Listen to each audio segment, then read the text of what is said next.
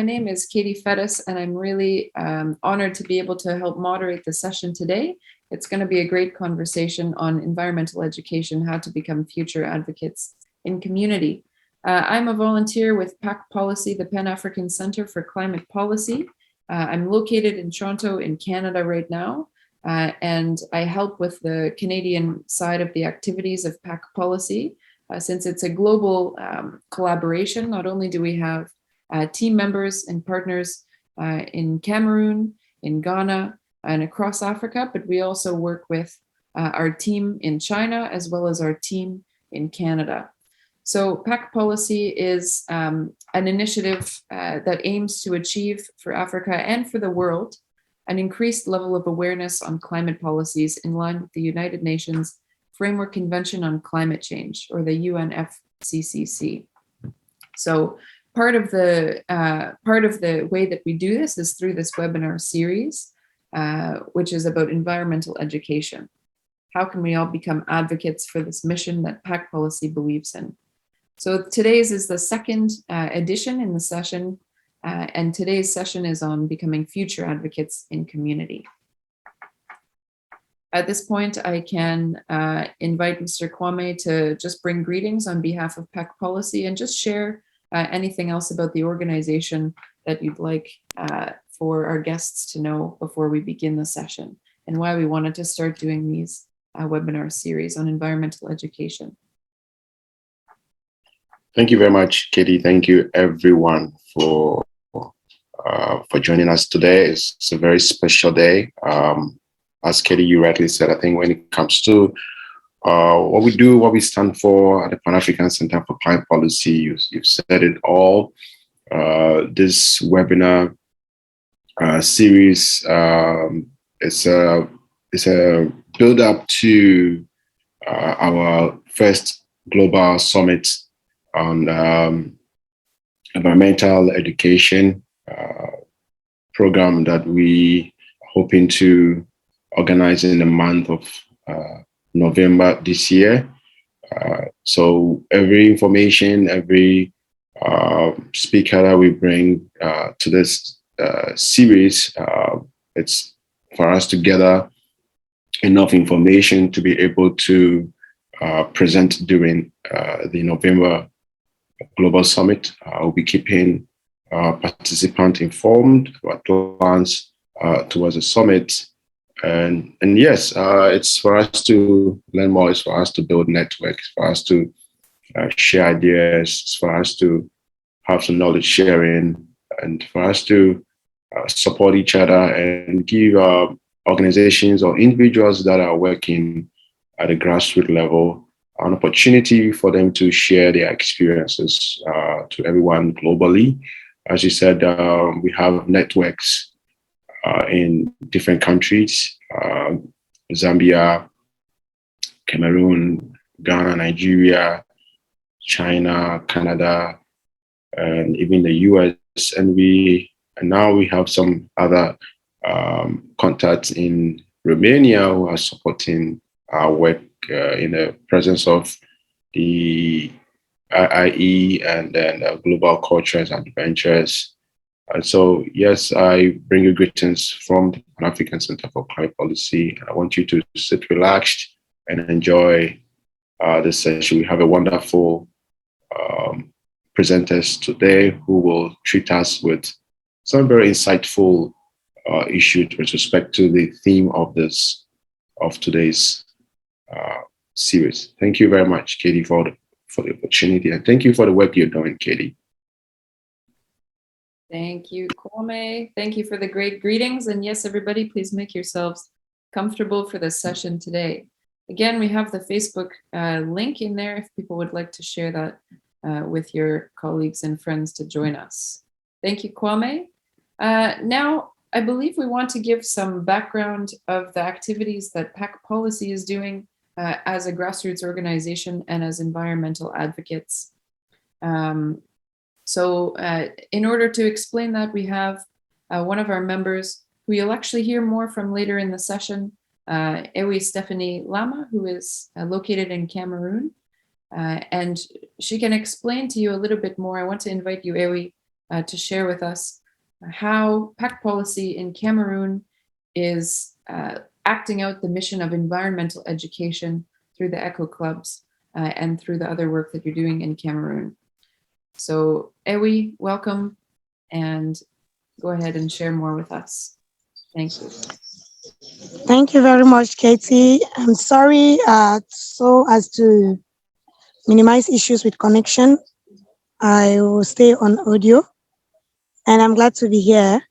So, with the work PAC policy is doing in Cameroon, I will say PAC policy has been in Cameroon now since 2017, and over the years, we've been very concerned about the issues of climate change in its different domains. And our particular interest has been with environmental education in schools around communities in Mabeta New Layout. And we are very privileged to say that we've been able to work with close to or more than 300 children in the schools. Part of the work we've been doing with them is the use of our climate change manual that we have incorporated in these schools to teach them about climate change using this manual and in very creative ways. And also, it is a host to internally displaced persons in Cameroon as a result of the Anglophone crisis that is ongoing.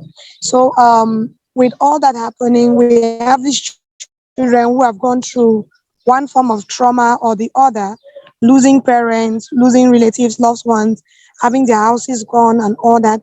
And now they begin to understand what has been some of the reasons why they experience some of those, they just sit in their homes and hear a hill beside them collapse or their homes get flooded. They get to understand it.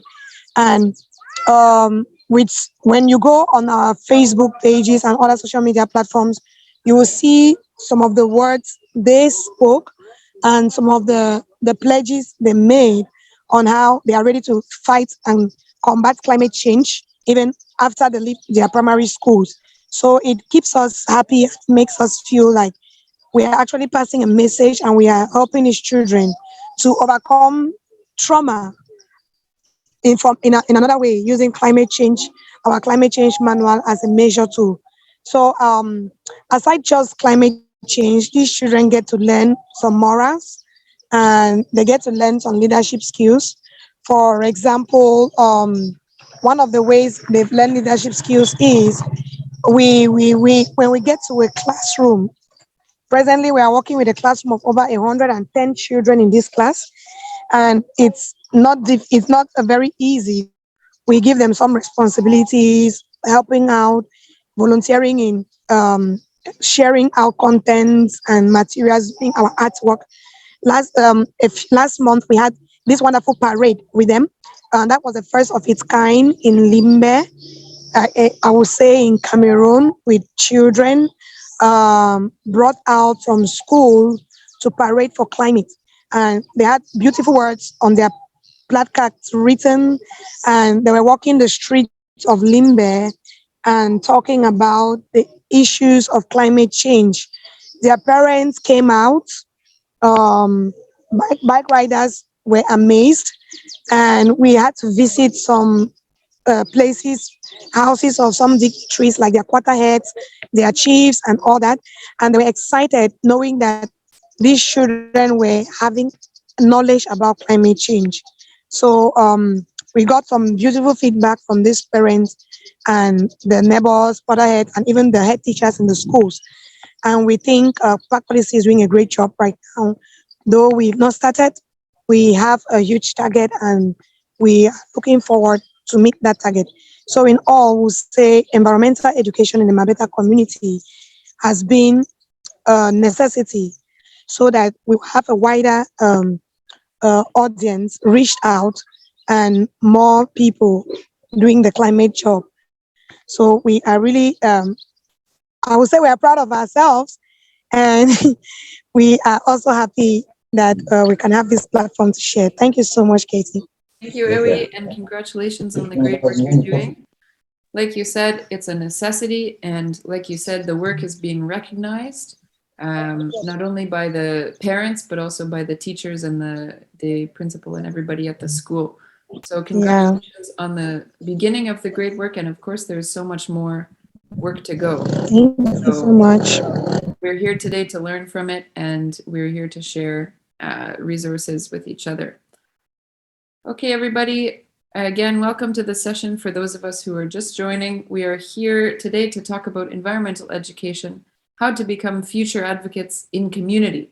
So we can be advocates in many different places, but today's session, we want to learn about how we can be advocates in community to have the kind of results that Ewi was just sharing with us. So we have two speakers for you today. We're going to hear from people who are experts and practitioners of environmental education and advocacy in community. We also have a video that our team has prepared for you in the middle, and then we'll have some time for questions and answers from our panelists at the end. So as we're going through, please just keep in mind, if you have any questions, there's going to be a time for you to ask them at the end, and we'll have some good discussion. So now let's move on to the introduction of our speakers, and welcome again, everybody. So thank you very much. We can go to the next slide. Our first speaker we'll hear from today is Julius-Jayson Botchway. Welcome, Julius-Jayson. Julius-Jayson is an environmental education expert trained in Cornell University in New York with a demonstrated history of working in the environmental services industry. He's also a senior research assistant to the Institute for Environment and Sanitation Studies of the University of Ghana. He's also skilled in customer service, sales, communication, project management, and team building. Welcome, Julius-Jayson. Thank you very much for making the time to join us today. And we're looking forward to hearing more about your work and becoming inspired by what you're doing already so that we can support you and also help to take some of the lessons into our own work. So welcome to you, and I'm passing the mic over to you to share your presentation with us. Okay. Thank you very much. Really excited for this opportunity. If I could quickly share my screen so we zoom right into action. But before I go ahead, do you hear me? Am I audible enough? Yes, we're hearing you. You sound great. Okay. Okay. Okay, we're seeing your screen too. Make it a bit larger. Is it better now? Looks great. Okay, so thank you very much for this opportunity. Just to confirm, how much time do I have depends on this, so I know how fast or slow I can go. You can take about 15 minutes now. That would be great. Okay, Yes. All right, perfect. Okay, so I am an environmental psychology enthusiast. So today I will walk us through why we need environmental psychology in our environmental education, because I believe this is very key to whatever we do. I will share some practical examples. So let's look at the outline for my presentation.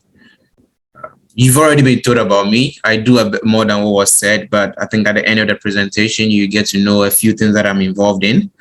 We'll walk through the global environmental crisis. Then we look at what exactly environmental education is.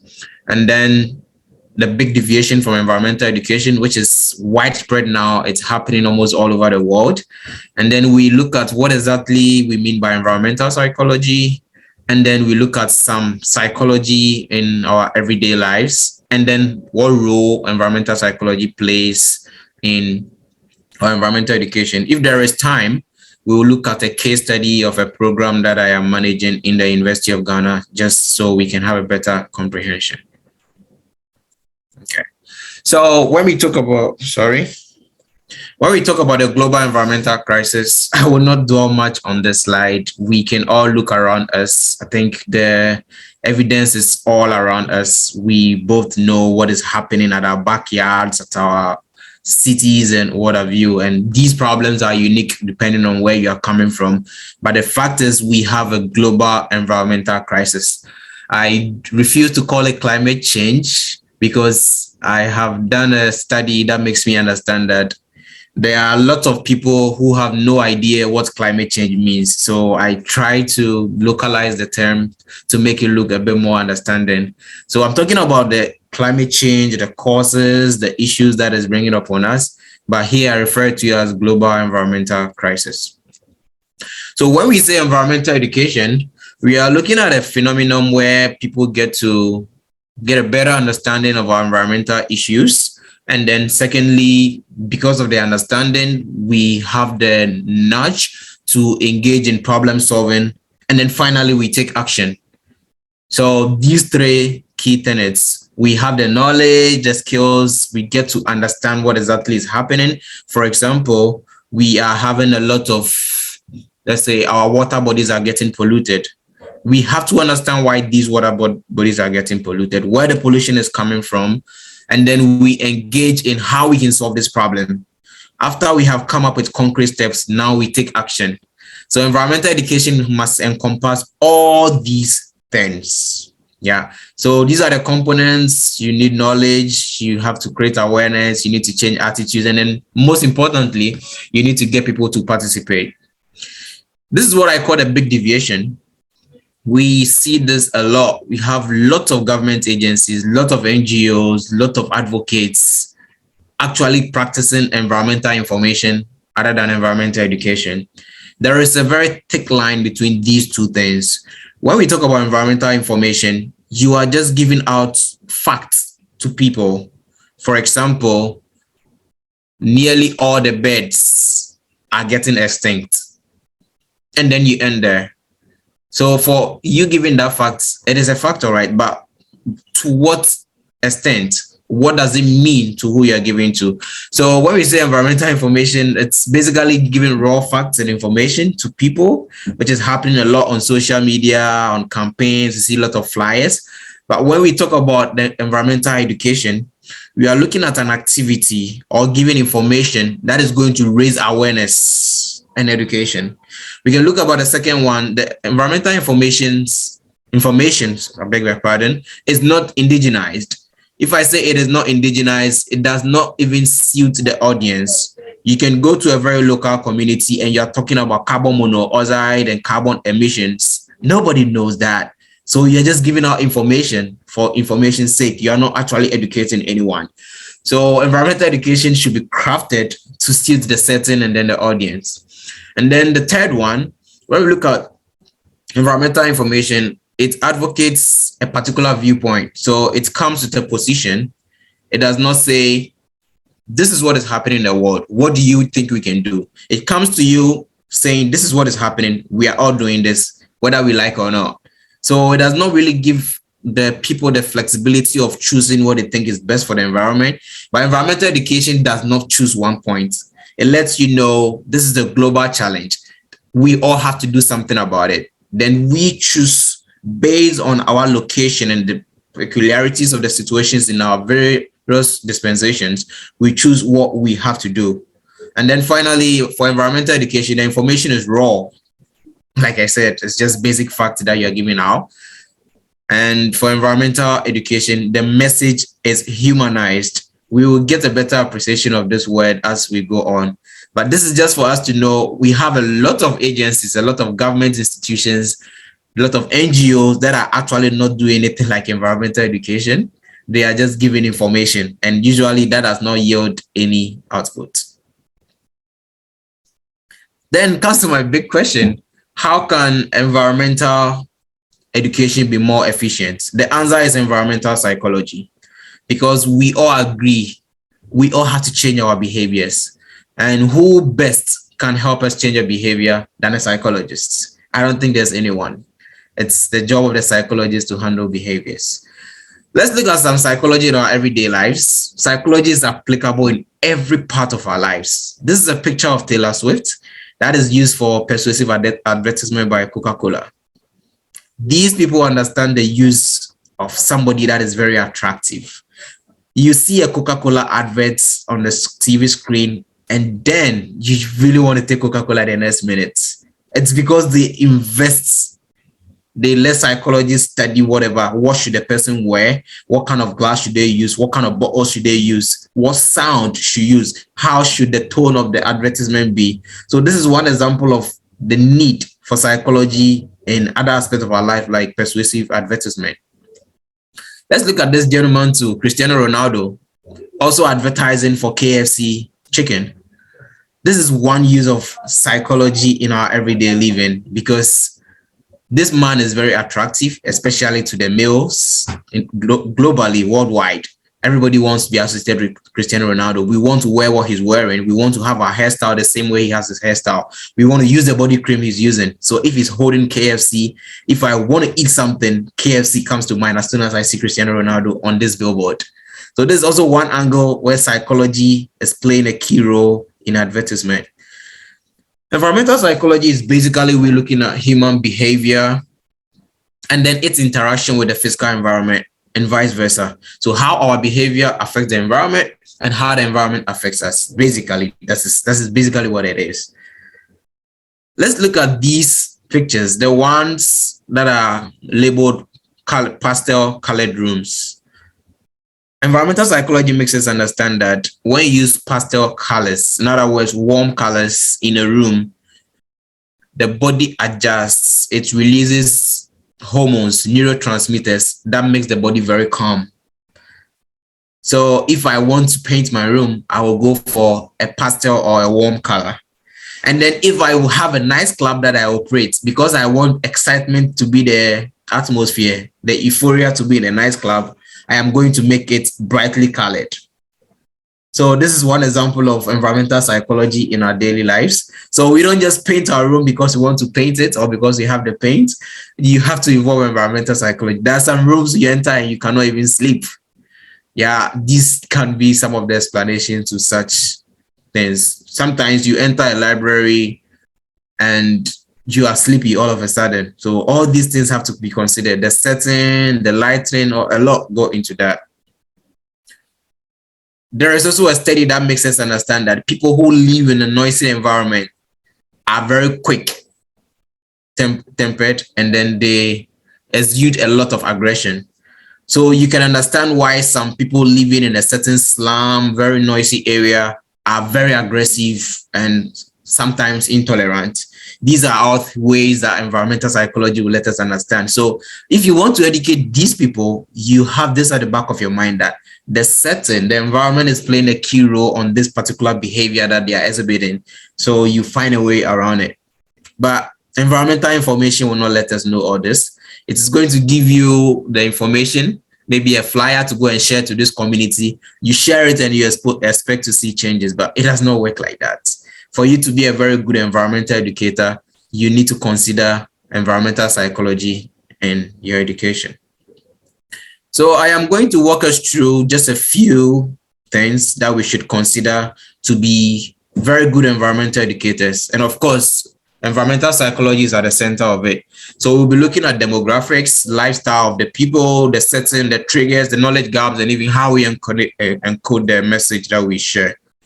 My time is not much, so I will run a bit fast through this, but I hope you get me. And if there are questions at the end of the session, I'll be glad to attempt to answer them.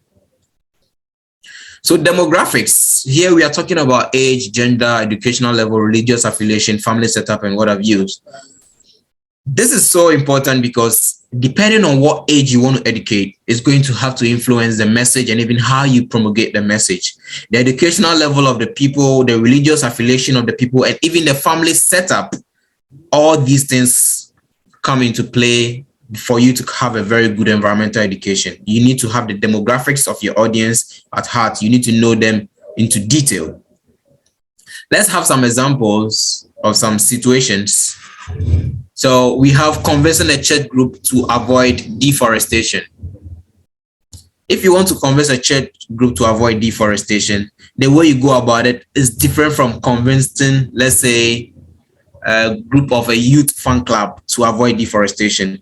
The church group is a group that takes very good significance into the Bible.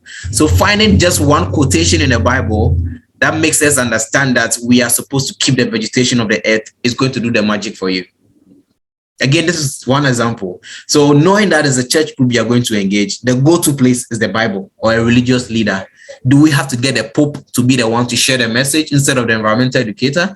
Should we get a head pastor to be the one to communicate with the people? So you consider all these things in your environmental education. And then you're looking at teaching an African family to practice soil segregation in their house, to separate their waste in the house. An African home, which people come in contact with the waste that is generated? Is it the mothers? Who makes a decision in the household? Is it the fathers? So then when you want to bring in something like this, you know who exactly to target. Is it the children that go into the disposal of the waste?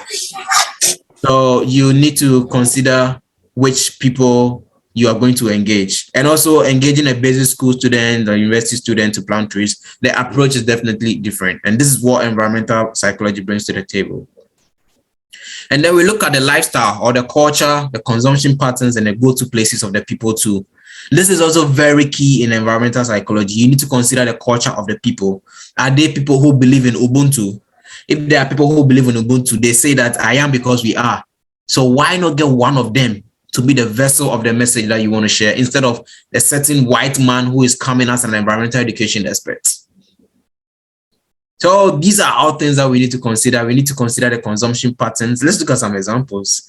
Yeah, like getting a community of native Africans to exchange their sport flip-flops for other products or use newly constructed borehole tap.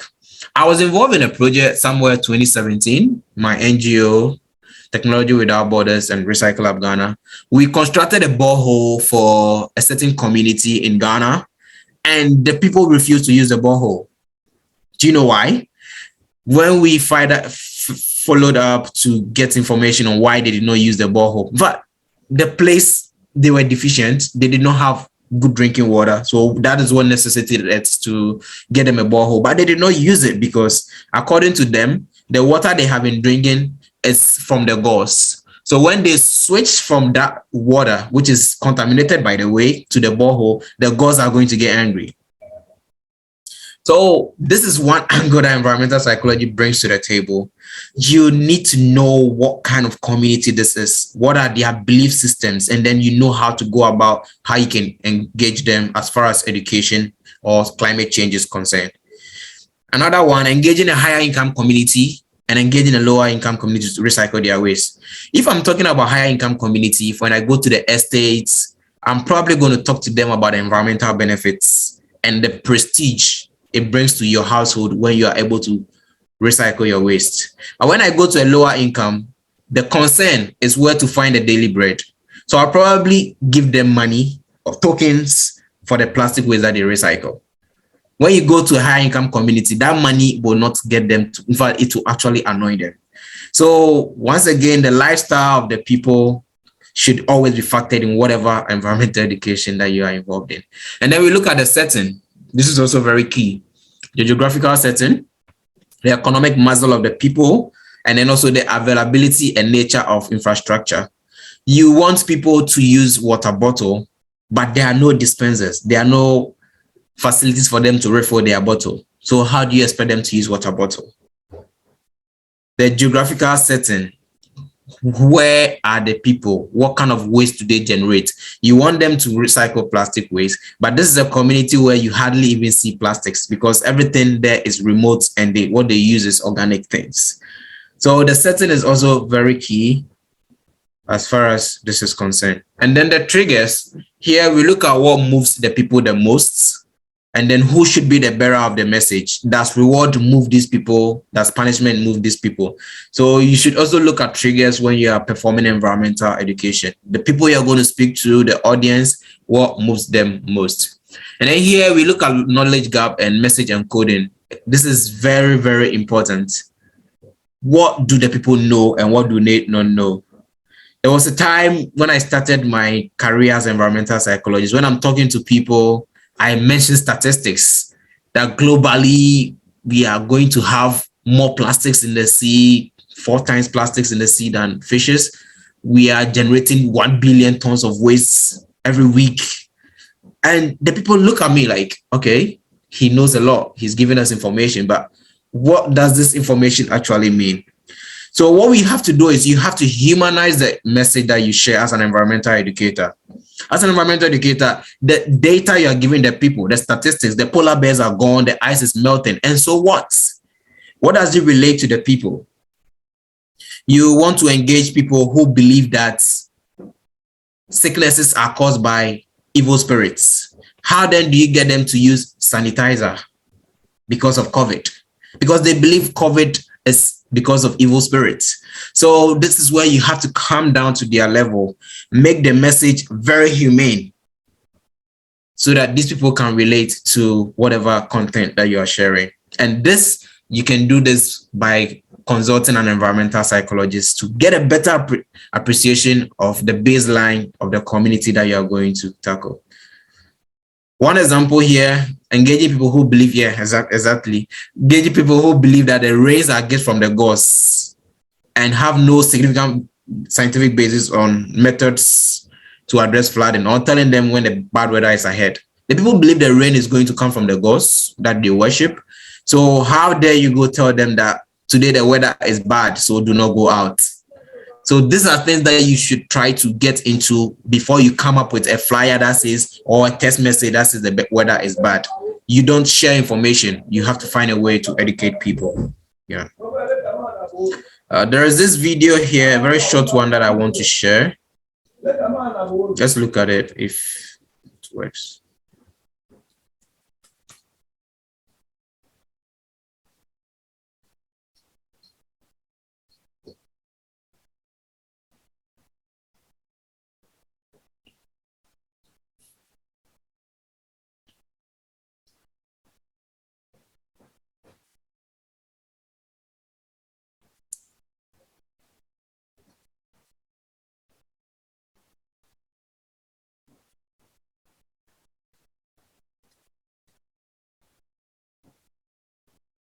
Yeah, so this is basically, I saw a video like this when I was younger. I mean, I could just remove my whatever and urinate at the roadside. But I saw a video, there was an advert like this. It was actually Ghanaian and it was in the Tree language. So what it's basically trying to let you know, you could see a lot of work has gone into these adverts. Environmental psychologists have been consulted in these adverts, in this education, environmental education, if you will call it, because you are getting somebody who is, excuse me to say, mentally challenged, a mad person, to be the one to tell you, the seemingly normal person, that this is not a place you're not supposed to urinate because it's boldly written over there. So when you get a message like this across to people, instantly you change behavior. So this is one work of environmental psychology, and this is what I'm advocating that we all consider in our environmental educations. Yeah. So then I have this question for all of us. Why do we not have environmental psychologists working with government agencies and NGOs and other groups that are seeking to change environmental related behaviors? It is a big problem if you ask me, because if you want to change behavior and you don't involve a psychologist, then I don't see the progress that we are making. If you want to operate somebody in a hospital and you don't involve a surgeon, then clearly you don't have any idea what you're doing. So this is where I call for the government agencies, the schools, the NGOs to always get in touch with environmental educators. It can be on part-time basis, contract basis, just for them to validate whatever message that they are sending across, because it is not just about putting information out there. It's not about posting something on social media. You should know your audience. You should know what the audience is going to relate to. Once again, you have to humanize the message, and this is what environmental psychologists can help you do. Yeah, I believe my time is up. So I was going to walk us through this. If you can give me a minute, I could walk us through. Why not? Okay. I think you can go ahead and share. All right. So this is just a case study of my work. I started this work when I was in level 200, my bachelor's in the University of Ghana. And this is a way that I involve environmental psychology. The University of Ghana Plastic Recycling Project is, let me brag a little, it's the only working plastic recycling projects in a tertiary institution in West Africa that I know of. You can let me know if there's any that you know, but this is the only one according to the literature that I have. And this project started to instill into students a behavior of sustainable consumption, source segregation and recycling. So basically, we are trying to get them to be more responsible people as far as waste management is concerned. In Ghana, these are the ways that we dispose of our wastes. We have skip tanks, we have burning, open burning, we have landfilling, backyard dumping, we have baller taxis, which are tricycles that move from one slum to the another, one home to another. And then we have the compactor pickups, which are basically for the high income communities with very good layout. Yeah. And then for environmental education, for UGPRP, which is a University of Ghana Plastic Recycling Project, we carry out education and awareness creation. We know university students, how they are, the various dynamics. So at your lecture hall, before a lecture starts, we have lecture hall awareness creation, because we know we are going to get you in a lecture hall as a university student. And then after you have closed from your lecture, in the evenings, we do room-to-room engagement. We come to your door, we knock, and we do plastic waste evangelism. So you are never left out. You cannot escape the message. You get me? So this is environmental education working here. When you get to school, your matriculation, we are there with a message. Your graduation, we are there with a message. So this is one angle that you can look at, and this is environmental psychology at work. I also found out in my undergrad thesis that University of Ghana students are people who are shy. And if I say they are shy, they are afraid of a public backlash. So they do not want people to see that, oh, I am doing a bad thing.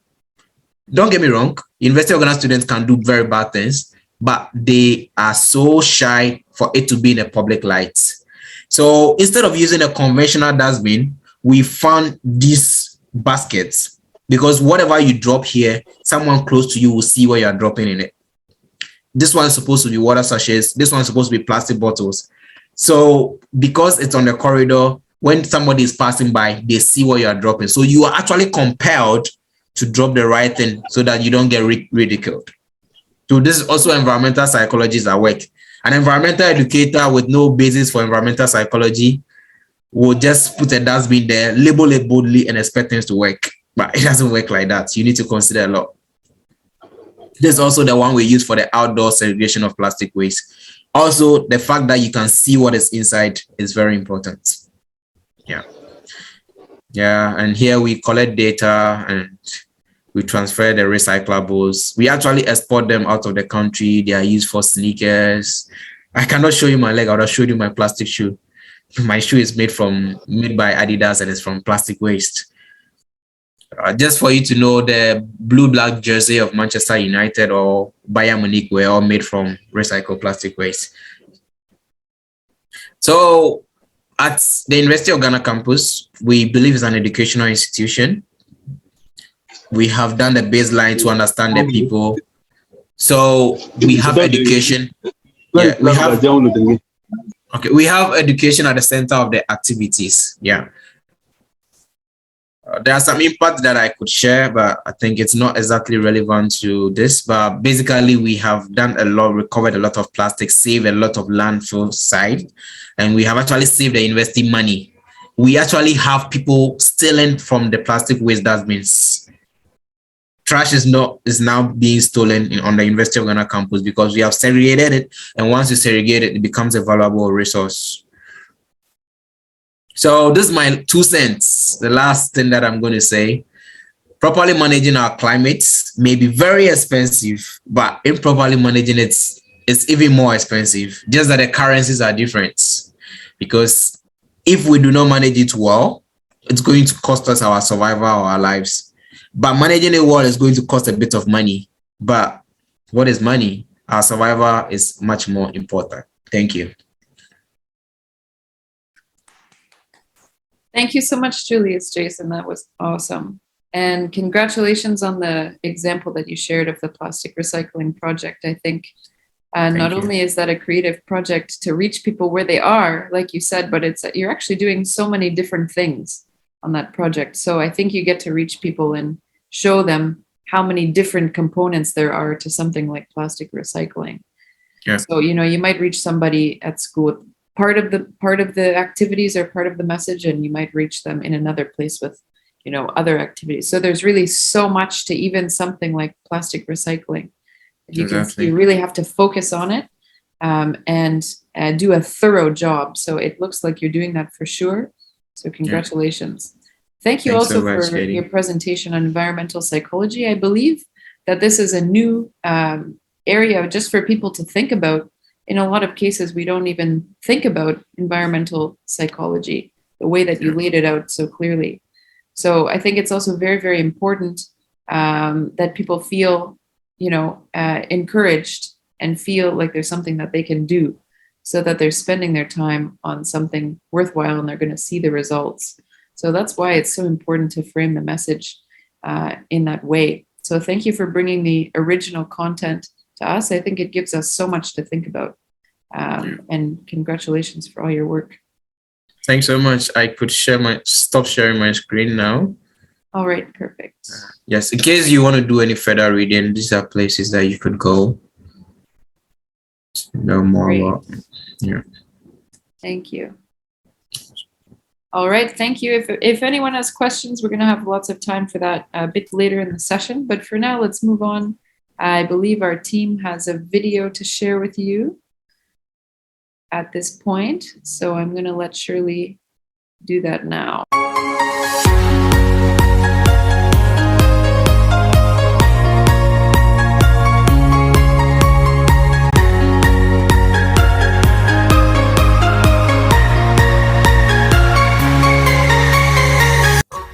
Everybody, so hello, again, welcome, bonjour. My name is Katie Fettis, and I'm a member of the Pan-African Center for Climate Policy from where I am, which is here in Canada. I'm happy to be calling in today to the session and to see so many of you joining us from around the world for this first in a series of webinars on environmental education and lifelong learning, from awareness to action.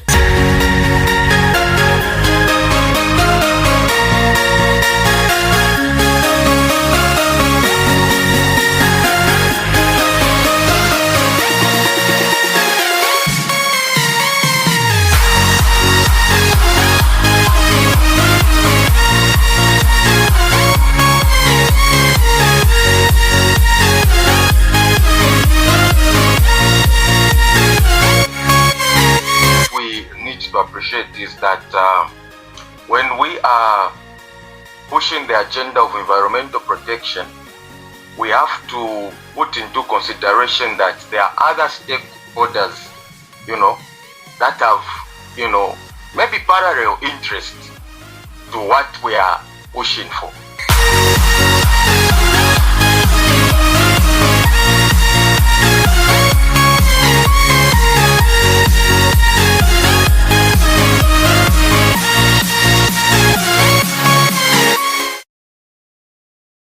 Thank you, Maggie.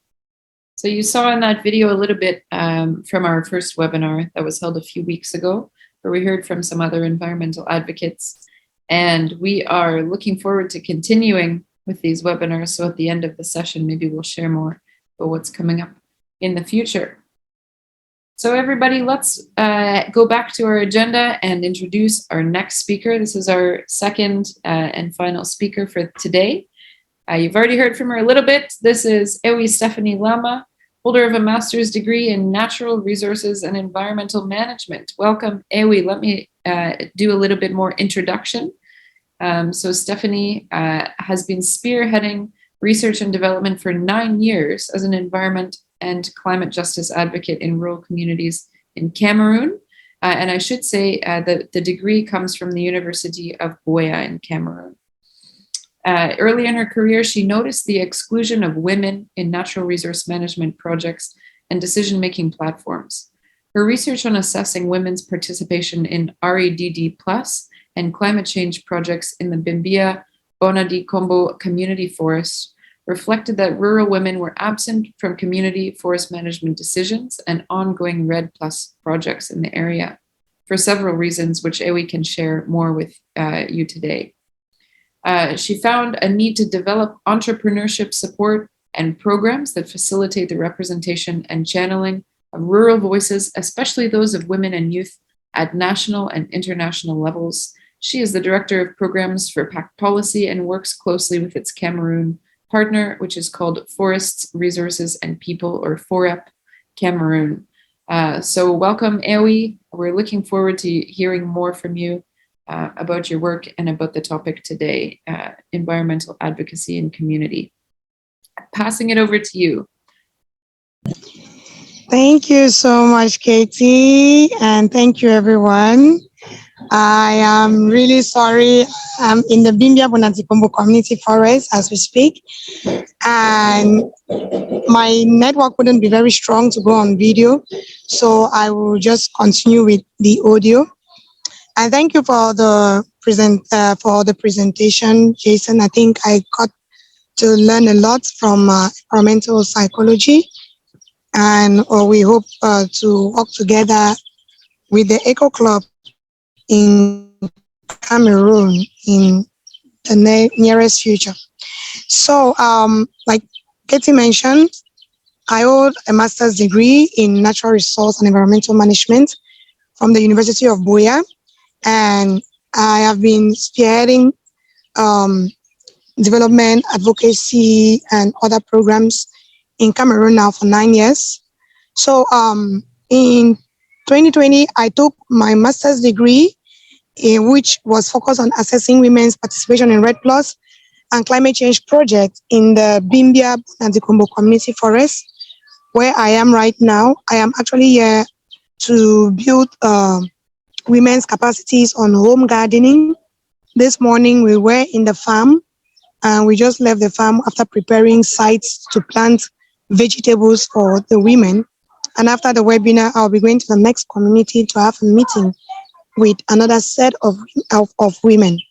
So the reason from my research, I noticed that their absence in forest management decision-making platforms and climate change projects was actually because they had low self-esteem. They were poorly represented in the management board and in their councils. They had inadequate knowledge about climate change, and they had limited access to forest land. So,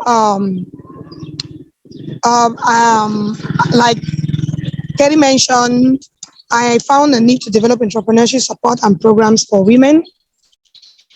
And this was because I wanted to represent the channeling of their voices to national and international levels. And my concern has been with women and youth over the years. And so as time went on, I became a part of the Pan-African Center for Climate Policy, my work for all these years. So it's more instead of like volunteering, I'm having fun doing what I'm actually doing. And one of the main things that has occurred being part of the Pan-African Center for Climate Policy is the ability to work with over 21 interns, Chinese interns, which most of them are on the platform right now. And we will call it a form of environmental education because all these Chinese interns came in so that they could have an understanding of what having an internship with an international organization meant. And when they came into the Pan-African Center for Climate Policy, they actually got to get engaged in different aspects, like content creation, where we have today Maggie, Shirley, and the rest of them who are here. And they've been doing a great job with our social media platforms. They've been doing a great job hosting a webinar like this one. And we want to say working with them has been a very interesting aspect and has helped us to understand as much as it has helped them to understand a lot about what climate change is and how they can be able to incorporate climate change in their concept around their environment. So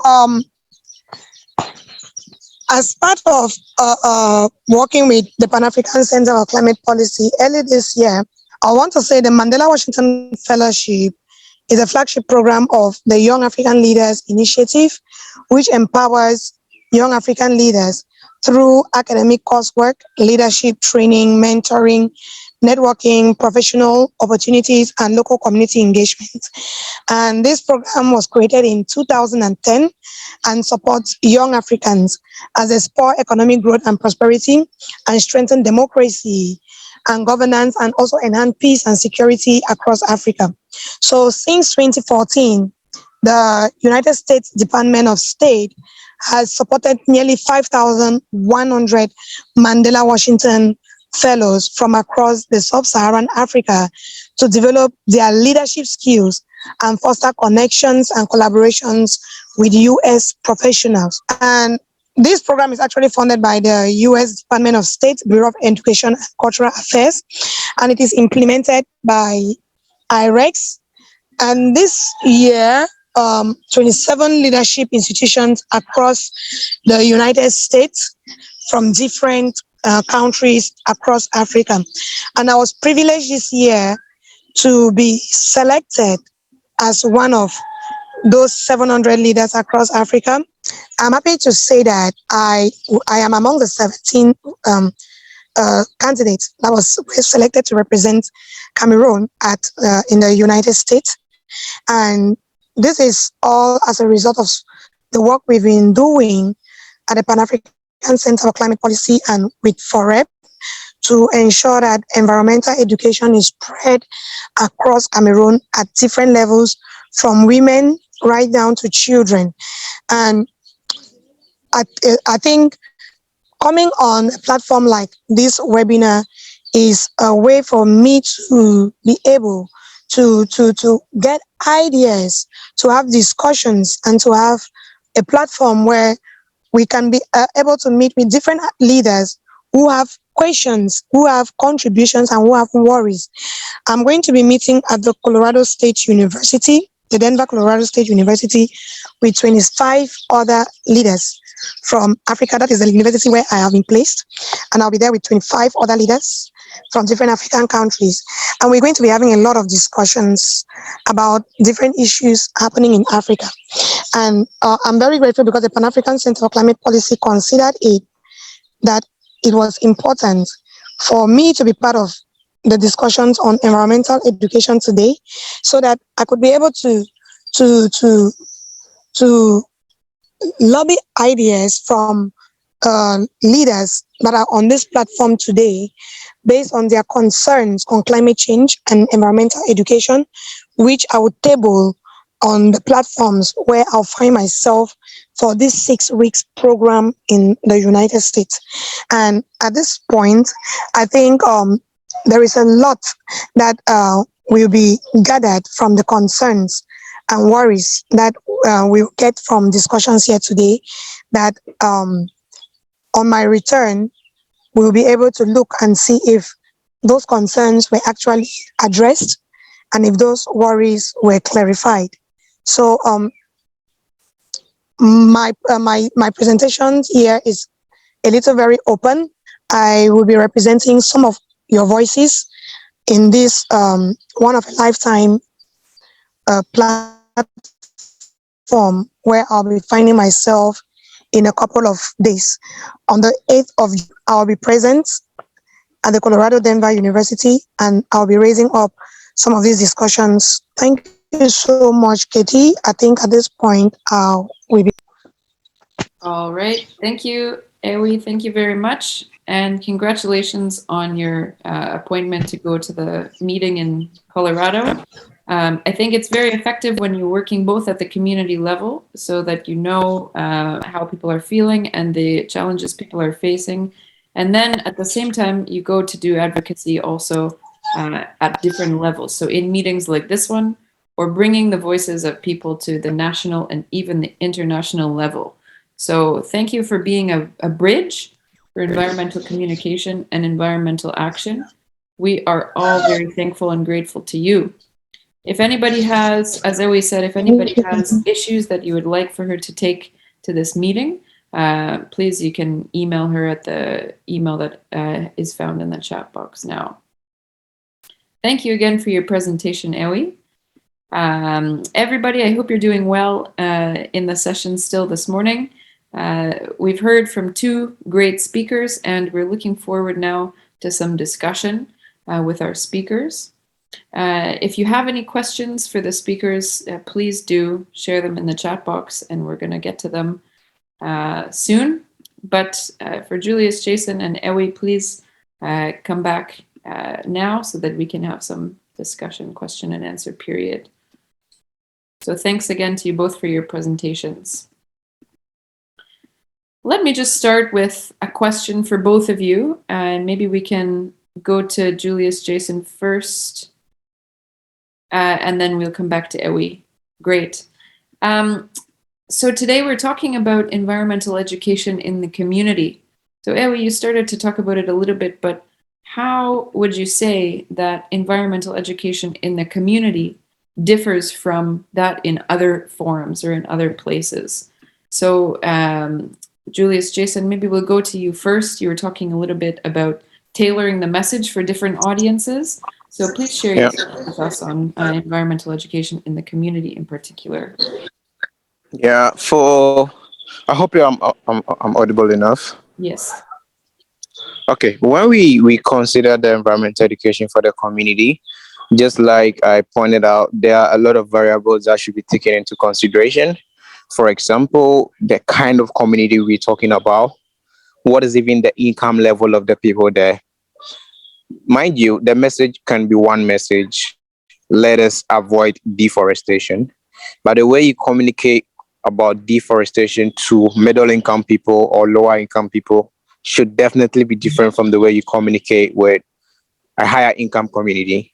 The way you talk to a very native African community or a very native African household about waste management should be different from how you engage people in the estates or in the cities. Because when we are looking at a native African family, you know, there is a certain father who sits at the top of the pyramid and makes all the decisions.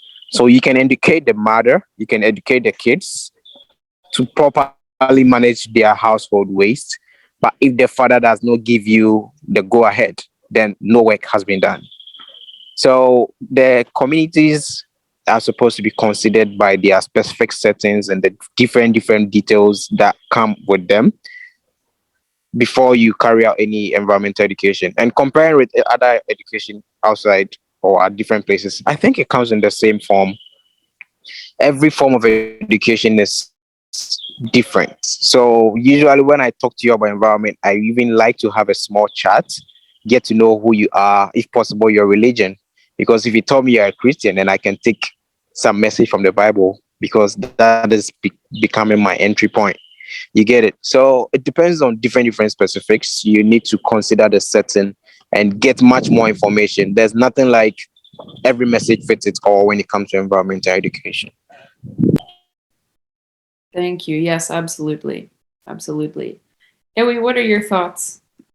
How does environmental education in the community differ from that in other places?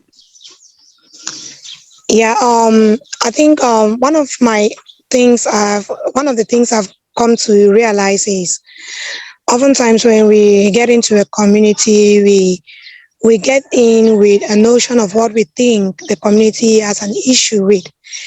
And sometimes someone comes into a community and starts telling them, I use the hand sanitizer because of this. And the community thinks it is the gods that it's the disease, is something or witchcraft or so. But I'm looking now at us coming into a community and telling them, oh, your community is suffering from heat, so we need to plant trees in this community because there is heat and all that. However, one of the ways we can come into the community is, we know the community is suffering from heat, but the people that are experiencing it, we get them on a focus group discussion and ask them, what are some of the challenges you see your community is suffering from?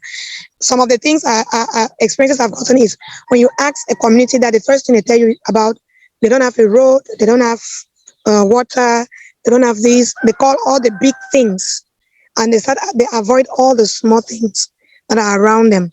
So I think these are the points where we have to open up and now begin to ask them open-ended questions. What about this? What about some of the things that you're facing around you? What about some of the things that that are affecting your crops? What about some of the things that are affecting your health? So we can probe them and we'll be able to get their problems. And then we can come in, ask them, okay, so what do you think we can do to solve this issue? They have the solutions. They have the solutions. Sometimes they might not just have the means to those solutions, but they have the solutions. And when we ask them how they think, they will give us the solutions. When we begin to provide support to these solutions, they will get more involved. And in that process, they have been educated without sitting in a classroom. They have been educated without necessarily having a pen and a paper presented to them. Yeah, you were asking about some other factors that we can consider to be very good environmental communicators or environmental educators. Yeah, Exactly. I think for one, we need to know the fact that for you to be an educator, you should know your content. Yeah, of the message you carry around, the message that you carry around. So that is one thing that you should also consider. And then the final thing that I want to share, there are some cases you have to train the chief of the community. There are some cases you have to train. So there are so many ways you can encode the message that will give you the needed response from the people. So these are some three things that you should factor aside what we have spoken about so far. Yeah. Yes, not only knowing your content, but knowing how to deliver the message and who can deliver the message. Yes, those are great points. Thank you very much. How about you, Ewi? What are some of the other factors that you would say are needed to be effective future advocates? Yeah, I think I would say park policy is actually doing some great work when it comes to raising future advocates. For example, the Eco Club program or the Eco Club initiative running in Cameroon, and with the pilot phase in the Mabetanyule Ao community, we actually see this. Our target is over 15,000 people, young people across Africa, and we know that is small with what we are seeing happening right now. If we are thinking of reaching the 10 regions in Cameroon with climate education, then we have Cameroon, we have more than billions of young people in Cameroon and in the schools. Therefore, we are going to be reaching more than 15,000 people in a couple of years with the climate change education. So reaching schools is a great way to raise climate young ambassadors for environmental ambassadors. And also, Park Policy is working on a lot of awareness raising. We're looking towards the environmental education lifelong global summit, which will be hosted in November. This is going to cut across all the continents of the world. And I think this will be another way where we are raising up ambassadors for environmental protection. And this is more at the policy level. Then looking at the work that I am doing with FOREP, Park Policy's Cameroon-based partner, working a lot with women and talking to them about climate change, getting them involved in issues of climate discussions at the local level. It is a way to raise ambassadors for environmental protection.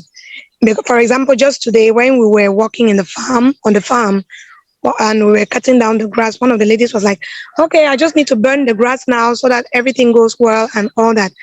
And I took that as a moment, I seized that moment to pass on a message. And I was like, oh, see, we were harvesting very healthy snails, which is a rich delicacy in Cameroon.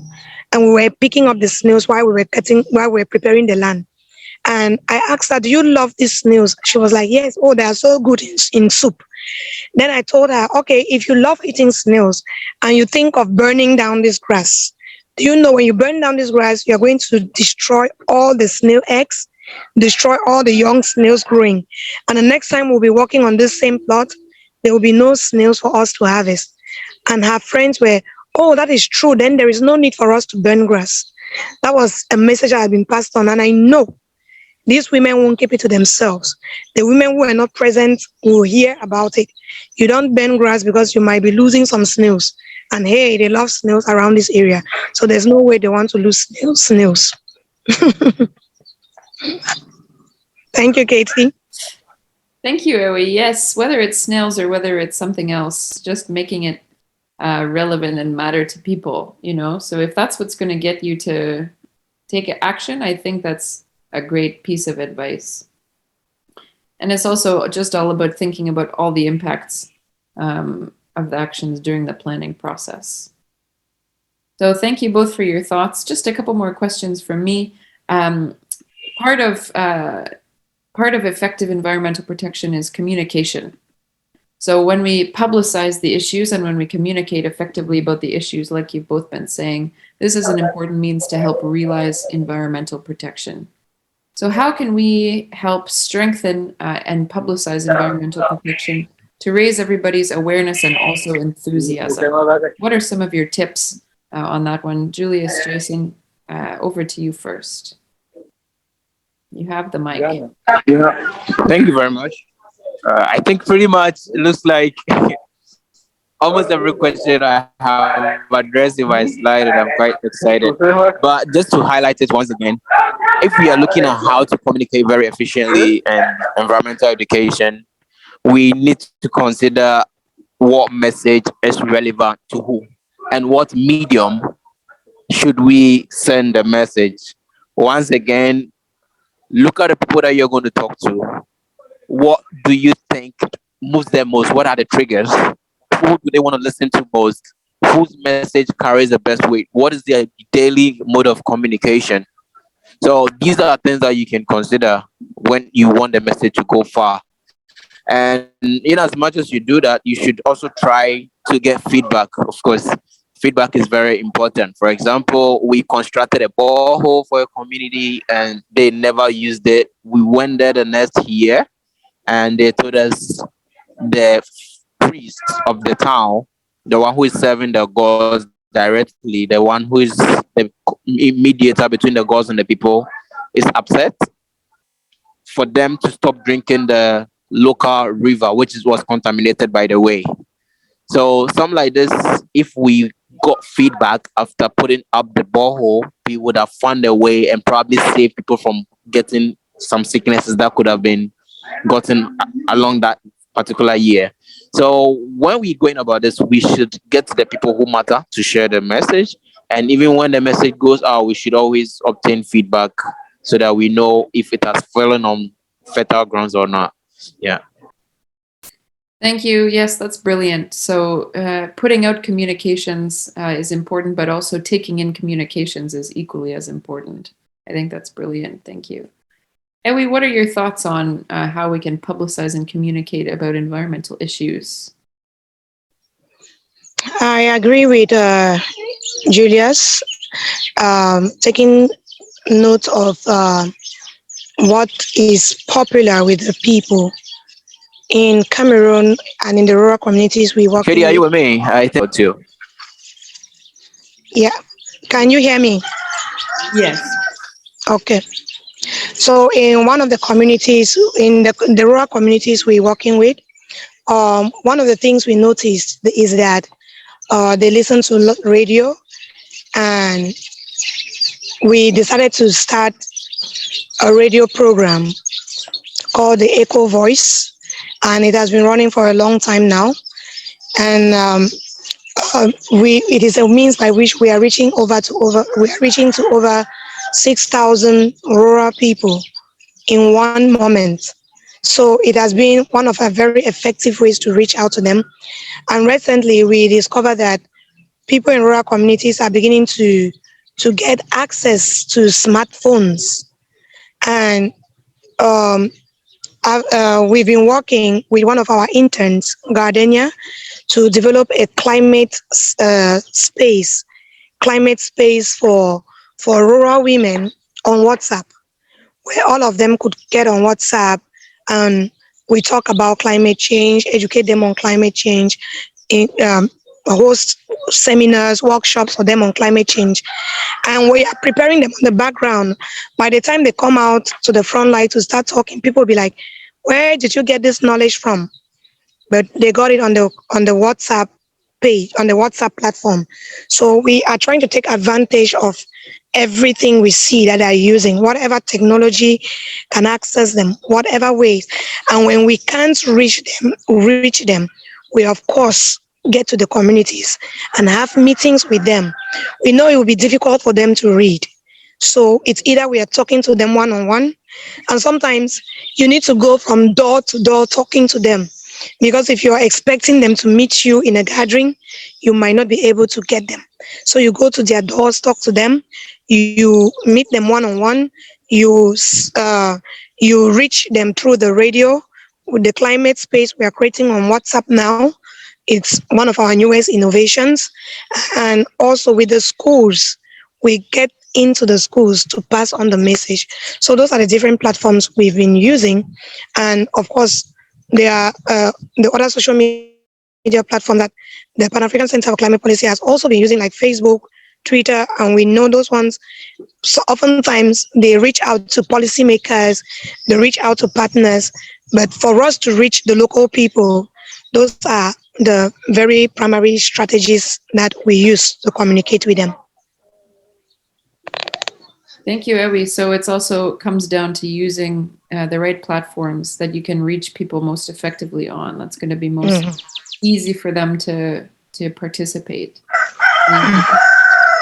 Now I want to go to a question from one of our participants. The question is for Julius-Jayson, but then Ewi, you can feel free to share if you want to say something too. So you had shared a little bit in your presentation about the plastic recycling project. But what about other environmental wastes and services? And can you tell us about any of the other designs that apply to those ones, if you've worked with some other examples before? Julius-Jayson, go ahead. Yeah, for sure. There are unique receptacles that work for different communities, but the baseline is you always need to have a fair knowledge about what the community is, their basic characteristics, because that is what is going to inform. As I was sharing the case of my university, I made you understand that it's because of the notion of pride and not wanting to be ridiculed. So if this is one major characteristic, in Ghana here, we have like a subtle war between the tertiary institutions about who is going to be the best and who is the worst. I believe it's everywhere. So because of this, you don't have people wanting to do things that will make it look like they are the inferior one as compared to the other universities. So this is why the pride level comes in here. But for whatever receptacle, I wish I could mention or describe one from top of my head, but you need to consider the waste characterization of the people. What kind of waste do they usually generate? Is it liquid waste? Is the waste moist? If that is it, then you know you cannot even think of baskets because it's going to leak into wherever you put it. So you need to have a waste characterization done. You also need to know the characteristics of the people, what their behavior, what their consumption patterns are, what are their attitudes are as far as eating and buying things are concerned. This is going to help you to come up with a good receptacle for waste collection. But there's nothing like one size fits it all. You always have to have a baseline before you make a decision if you want really, really efficient waste collection. Yeah. Yeah, absolutely. Thank you so much. Ewi, did you want to talk about project designs and advocacy designs for other environmental issues? I think one example for you is more about forests and maybe also grasslands. So one example of an environmental issue we have is the loss and the degradation of forests and grasslands. This is, of course, a big environmental problem because of all of the important ecosystem services that forests and grasslands provide for us. So how can we work with the community on protecting our forests? Maybe is the case for you. Yeah, thank you, Katie. And a few weeks ago, I was in the northwest region of Cameroon, and I was working with a team to restore 50 hectares of land that have been degraded over the years. And there's been this aspect of grazers and farmers conflict. And we needed to have this discussion with the indigenous Bororo groups where we had to make negotiations and agree to protecting and creating a reserve in that area by demarcating 50 hectares of land for restoration. So the community came out massively. We had over 100 people come out to to to map out the area and plant trees, creating a fence around the 50 hectare space of land. And I think that is a great way to restore land.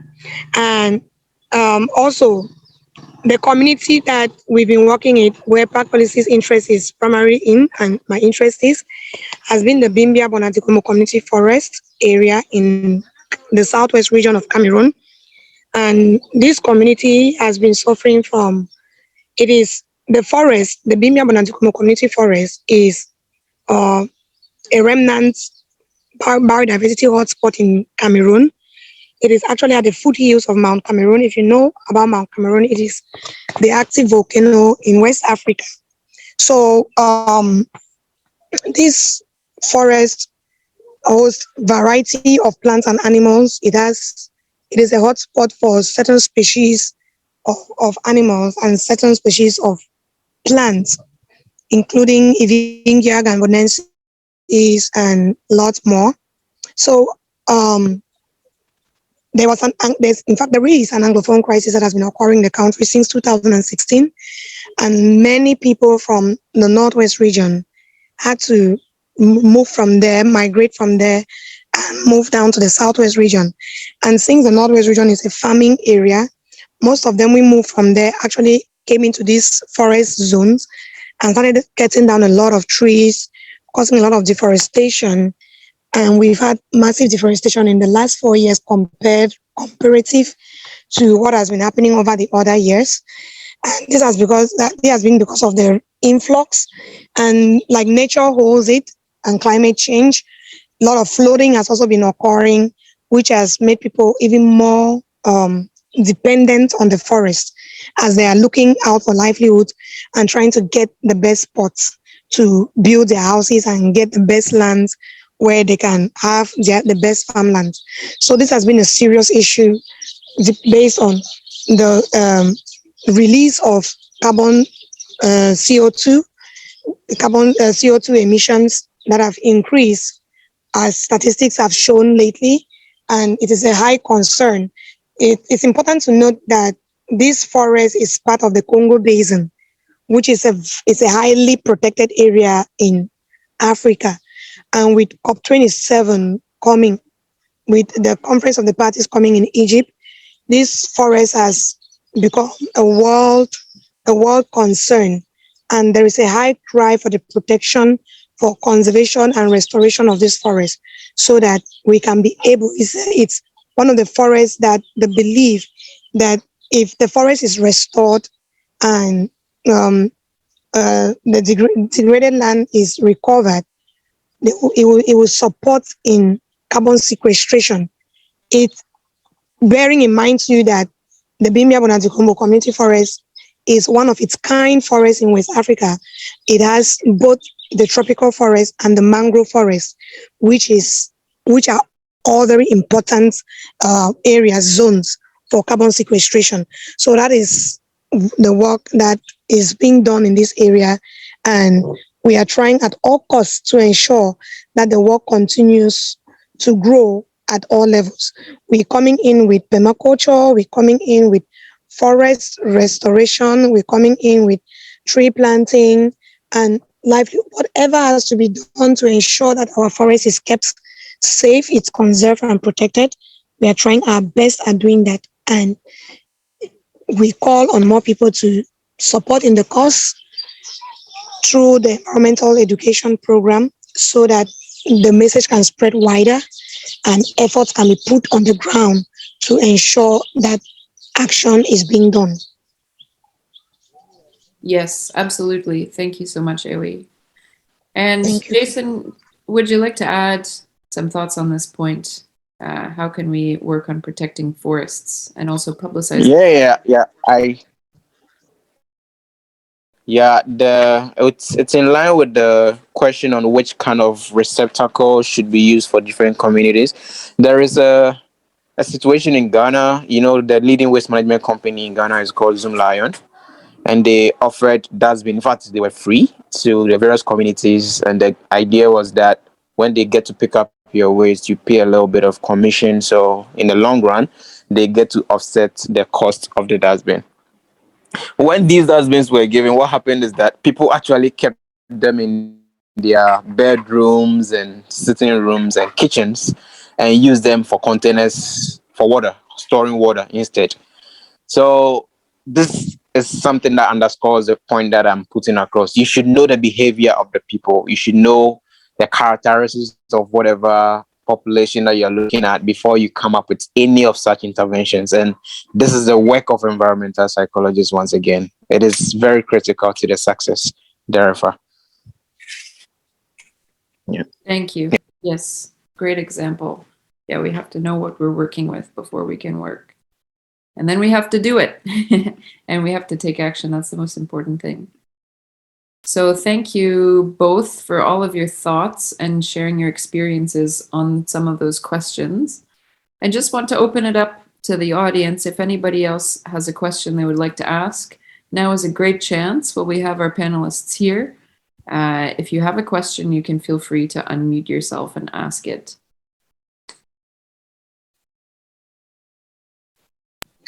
Just a quick one. Have you checked the Facebook? Is there anyone from Facebook? I haven't seen participation from there yet. Maybe you could get some in the comment. For sure. Let's take a quick look over there. All right. No questions on Facebook, but we do have some people watching along with us.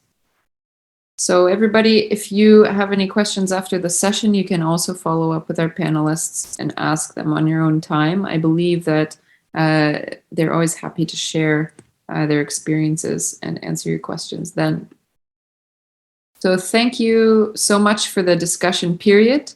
As we wrap up the session today, we want to both appreciate some of the team that's gone behind the work to put this together. And we also want to hear some closing remarks from Kwame on the session today and what we can take away from it and what's coming up. So maybe I'll pass it over to you, Kwame, so you can round us out for this morning. Thank you very much, Ari. Wow, thank you, Katie. Thank you, Julius. Thanks to the participants for sitting in throughout this 1 hour, 30 minutes, I believe, session. I don't think it's a waste of your time because of the kind of information that we have gathered today. I mean, there's a lot. I was taking my notes. I was doing my screenshots, stuff that I've learned today from Julius, your presentation, environmental information versus environmental education. And that is so true. You see a lot of information coming out there on social media from heavyweight organizations working in the area of climate change. And you will notice that, yes, most of them are information. But the idea, I believe, it's just to educate. And again, I think it took me back to the Pan-African Center for Climate Policy and the work that we are doing in the area of Eco Club.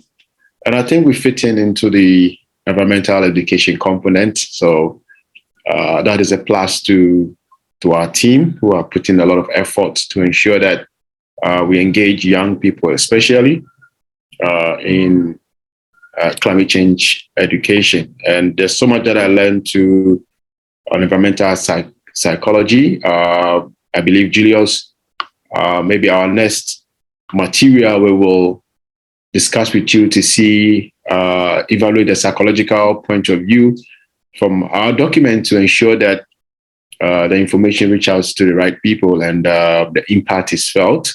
You gave different case studies, examples, where if you don't do proper consultation with the community, it's sometimes very difficult for the community to follow suit on your program. And if you don't do your research as well, looking at the cultural issues and the beliefs and all that, and within the African settings, not just African settings, other countries, there are always cultural issues, beliefs that you have to take into consideration when you are designing program, especially the one on environment. And our environment and belief systems do have some semblances. If you look at it from the African point of view, where we believe that the gods live in the forest, and you don't have to some. There are some positives out there. There's some taboos.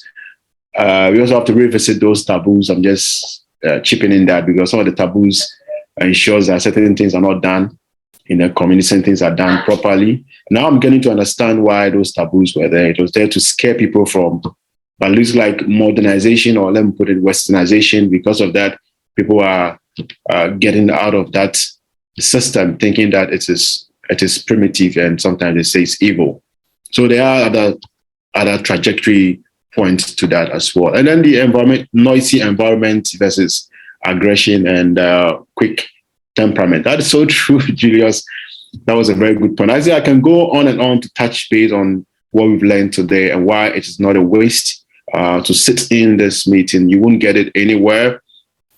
Courtesy the Pan-African Center for Climate Policy bring you, topics like that. And then to Ewi, your presentation, since we worked together, I'm privy to what you were going to say, but there was a moment where I became a little bit emotional because 2016, 2017, when Park Policy were looking for youth students to contribute to our article session. And then Ewi Stephanie from Cameroon sent in an article, we published it on our website. And the rest is history. Today, she's going global. She's doing work at a grassroots. When I mean grassroots, you hear the birds singing. That is the nature of the work that Ewi Stephanie is doing in Limbe and across Cameroon. She's very grassroots, community driven, working with women and children. And today she's going global, Colorado University on the Mandela Fellowship Program to kind of create what is happening at the local and then the global, and look at that connection. Okay, so Ewi, congratulations for the work that you are doing. To our amazing moderator, my very good friend Katie, who we share a lot of commonalities with the way we see the environment, with the way we see work in the community. Katie, thank you for sitting in, being a regular moderator for this webinar series, and I don't think you're going to leave any soon. You're still going to continue to do, because I think the audience, they like you so much, and they like how you control the sessions and make sure that we stay on track and all that. And then to our amazing team, the content team, who are with the Pan-African Center for Climate Policy, for putting this piece together, as you can see on the screen. Torden, Maggie, Mary, Sherry, and then other team members like Rory, who are here with us, also helping to develop our app. Very soon our app is going to be ready. Our Climate Change Eco Club app is going to be ready. I think now Julius is telling us to know that we can use environmental education. There was a word that Julius, in the absence of climate change, which I think is a much bigger word, environmental education, or I think I made a note somewhere. So we'll start using those words, environmental action. I think it's environmental action. So we start using those words because it looks like climate change to some people is very difficult, but you use both interchangeably to ensure that at the end of the day, the message is reached to the right people. So our environmental education and lifelong learning awareness to action summit is coming in November, and what we're doing is a lead up to that. So I want everybody to stay glued. Our next webinar session in June will be announced in the coming days, and we'll keep everyone informed. Thank you very much. And to our sponsors, Kwakaf International, for giving us this platform to use your Zoom link. We thank you very much, Kwakaf International. To our partners, FOREP, IE, GCA, ACI, CAP network. Thank you so much. All right, and thank you so much, Kwame, for leading us through the vision and the mission and carrying out the activities of PAC policy. We're all better for your leadership and your collaboration. Thank you so much.